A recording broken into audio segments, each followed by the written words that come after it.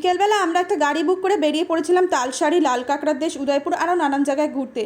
তালসারিতে গিয়ে আমরা প্রথমে ওখানে দুটো স্কুটি ভাড়া করে নিয়েছিলাম, কারণ ওখানে ভিতরে গাড়ি পৌঁছাতে দেয় না।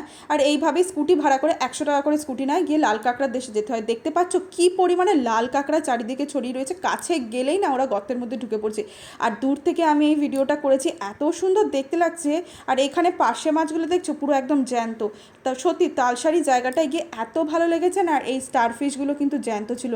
আর ওদের ওই লাল কাঁকড়া না এত সুন্দর করে ধরছে, দাঁড়িয়ে দাঁড়িয়ে কীভাবে পোজ দিচ্ছে দেখেছো ক্যামেরায়, এত সুন্দর লাগছিলো। চারিদিকে লাল কাঁকড়া, খুব ভালো লাগছিলো। আর ইনি তো আবার এখানে গর্ত খুঁড়ে খুঁড়ে হাত ঢুকিয়ে বার করছে, বাবা কোনো ভয়ও নেই।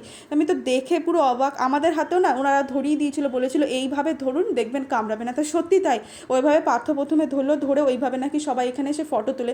আমরাও একটু ফটো ভিডিও চারিদিকে করলাম, করে এত সুন্দর দেখতে লাগছিল। ওখান থেকে চলে গিয়েছিলাম আবার উদয়পুরে। টাটা।